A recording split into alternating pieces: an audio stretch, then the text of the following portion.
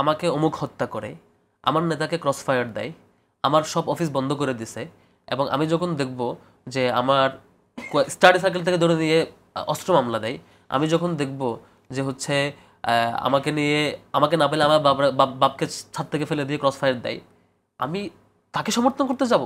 তার মধ্যে আমি বর্ণচোরা গেম খেলতে যাব? এটা তো সাইকোলজিক্যালি কোনোভাবেই যাওয়ার কথা না। এবং এই ফ্রেমিংটা কেন হয়েছে জানেন? এই ফ্রেমিংটা হয়েছে যখন আপনি ছাত্রছাত্রীরা কোনো দোষ পান না, তাদের মতো কারোর মতো আমরা চাঁদাবাজি করি না, মদ গাঁজা খাই না, নারী কেলেঙ্কারি ঘটে না, দুর্নীতি করি না, ক্ষমতার লোভের পিছনে দৌড়াই না, আর কিচ্ছু যখন পান না, রাজনীতি যখন টেকে না, তখন এই ধরনের ফ্রেমিং। আচ্ছা, জামাতে কোনো ইস্যুতে ছাত্রছাত্রীকে বিব্রত করার প্রশ্নই আসে না। এই যে যুদ্ধ অপরাধের অভিযোগটাও বিব্রত করে, কোনো ইস্যুতে বিব্রত করার কোনো ইস্যুই আসে না।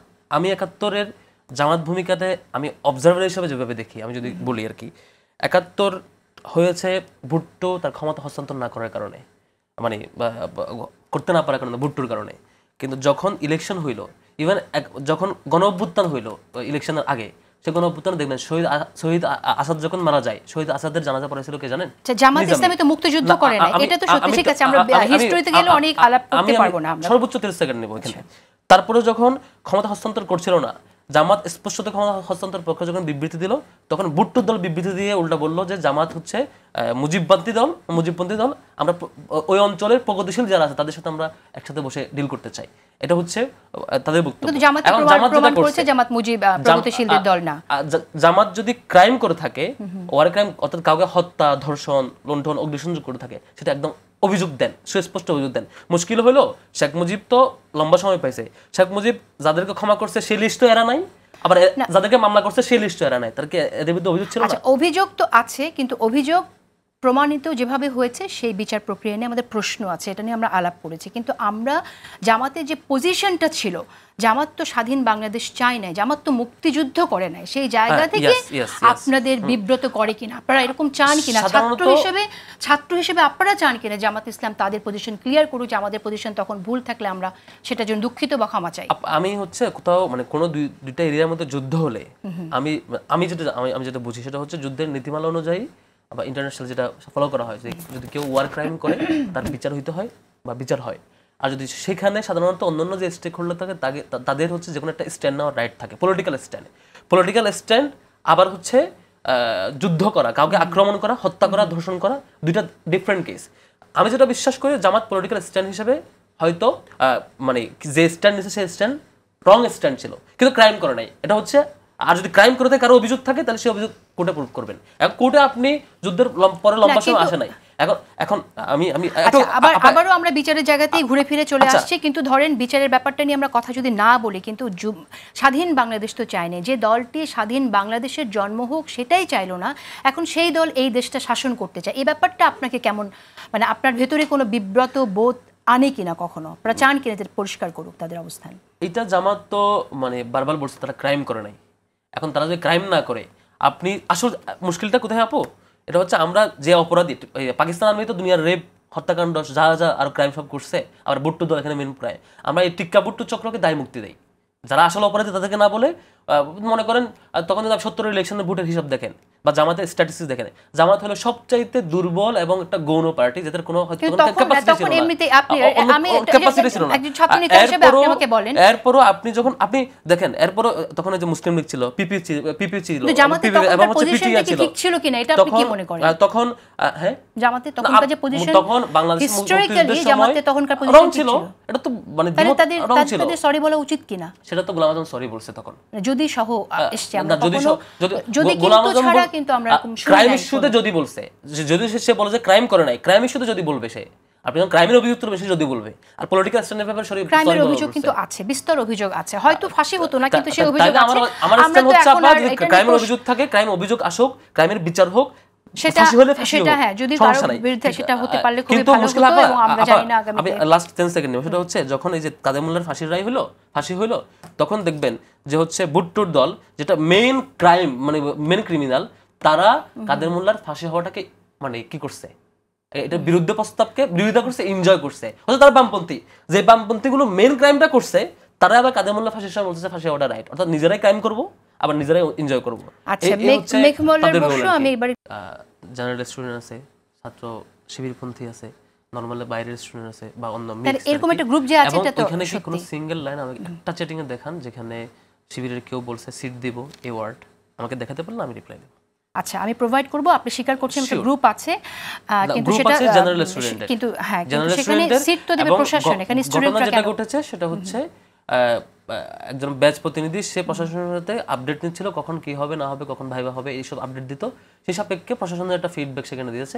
এখানে এটা যদি আমাদের কেউ কোথাও সিট দিব, সিট দিচ্ছি, এটা করবো, এই ধরনের ওয়ার্ড শব্দ চয়ন করে আমাকে দেখাবেন, আমি এটা অবশ্যই। এরকমও অভিযোগ আছে যে বিভিন্ন প্রশাসনের বিভিন্ন মনিটরিং কমিটিগুলোতে শিবিরের যে আধিপত্য আছে, সেটাও কি অভিযোগ আছে? স্পষ্টত কোনো হল এবং ব্যক্তিকেন্দ্রিক অভিযোগ থাকলে আমাকে জানালাম, এটা সত্যি না আপনি বলছেন। আচ্ছা ঠিক আছে, আমরা এটা শুনবো। এখানে আরো একজন ছাত্র আছে ঢাকা ইউনিভার্সিটি, তার কাছেও শুনবো যে ধরনের অভিযোগ কেন আসছে, আর মেঘ মোল্লা এটা বলতে পারবে। কিন্তু তার আগে আরেকটি প্রশ্ন করি আমি।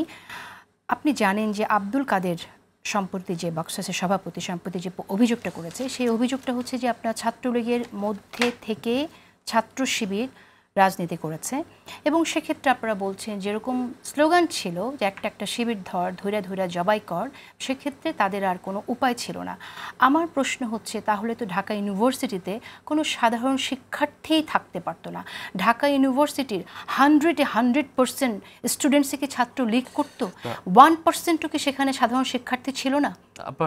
আমরা যদি পরিচয় লুকাইতাম, আব্দুল কাদের আমাদেরকে শিবিরের সভাপতি হিসেবে চিনত না, বাকের নাহিদ ইসলাম তারা চিনত না। আমরা আমাদের অ্যাক্টিভিজমের সুবাদে, প্রতিবাদ জারি রাখার সুবাদে, কাজ কন্টিনিউ করার সুবাদে যেটুকু দরকার সেটুকু আমরা করতাম। দ্বিতীয়ত হচ্ছে যাদের ব্যাপারে আব্দুল কাদের স্পেসিফিক এক্সাম্পল দিয়েছে, প্রত্যেকেই পাল্টা রিপ্লাই দিয়েছে তার জায়গা থেকে। যেমন রায়হানুদ্দিন নামে একটা ছেলের ব্যাপারে বলছে যে রায়হানুদ্দিন এটা করে ছাত্রলীগ করতো, রায়হানুদ্দিন পরে পাল্টা রিপ্লাই দিয়েছে এবং রায়হানুদ্দিন চ্যালেঞ্জও করছে আব্দুল কাদের আমার সাথে মুখোমুখি বসে। এটা তো আমরা শুনেছি যে ছাত্রলীগে যে ছিল ভিতরে ছিল, সেটা তো আমরা যদি থেকে থাকে বাই কেস বলতে হবে। এখন আব্দুল কাদের 4টা এক্সাম্পল দিয়েছে, 4টা না 5টা এক্সাম্পল দিয়েছে, প্রত্যেকই 10টা, ওকে 10টা হলে 10টা, যে কয়টা দিয়েছে প্রত্যেকেই পাল্টা চ্যালেঞ্জ দিয়েছে, তার সাথে বসতে চাই, যে কোনো জায়গায় বসতে চাই, এবং যা রিপ্লাই দিয়েছে। এখন হচ্ছে যে তাদের বিরুদ্ধে অভিযোগ তারা নিজেরাই নিপীড়ন করেছে এবং ছাত্রলীগের সাথে সামিল হয়ে কখনো কখনো নিজেদের শিবির না এবং আরও বেশি ছাত্রলীগ এটা প্রমাণ করার জন্য অত্যাচার করেছে, সেটা একটি অভিযোগ। আরেকটি অভিযোগ হচ্ছে যে শুধুই ছাত্রলীগে ঢুকে থাকা।